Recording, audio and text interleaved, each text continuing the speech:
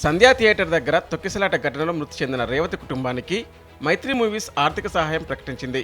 చిత్ర నిర్మాత నవీన్ బాధిత కుటుంబానికి 50 లక్షల రూపాయల ఆర్థిక సహాయం అందజేశారు. బాధిత కుటుంబాన్ని సోమవారం కలిసిన ఆయన చెక్కును అందజేశారు.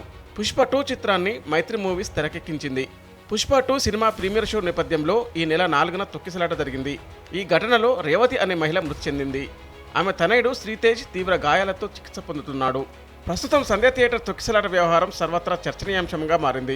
సీఎం రేవంత్ రెడ్డి సినీ ఇండస్ట్రీపై ఆగ్రహం వ్యక్తం చేశారు.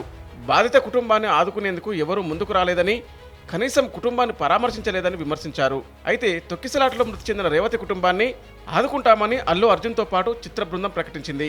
ఈ క్రమంలోనే మైత్రి మూవీ మేకర్స్ బాధిత కుటుంబానికి 50 లక్షల రూపాయల చెక్కును అందజేసింది. మరోవైపు బాధిత కుటుంబానికి ఆర్థిక సాయం అందించాలని తెలంగాణ ఫిల్మ్ ఛాంబర్ నిర్ణయం తీసుకుంది. ఈ మేరకు విరాళాలు సేకరించి ఆ కుటుంబానికి అందించాలని నిర్ణయం తీసుకున్నారు. బాలుడు శ్రీతేజ్కు సహాయం చేయడానికి సభ్యులు ముందుకు రావాలని తెలంగాణ ఫిల్మ్ ఛాంబర్ పిలుపునిచ్చింది.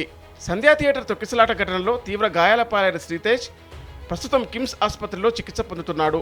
శ్రీతేజ్ ఆరోగ్య పరిస్థితి నిలకడగా ఉందన్నారు కిమ్స్ వైద్యులు.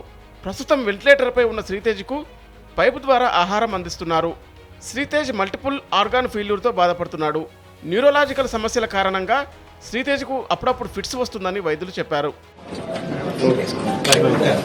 మేము definitely bring back the loss only, but this is a small gesture and మేము తప్పకుండా మీ కుటుంబానికి అండగా ఉంటాము.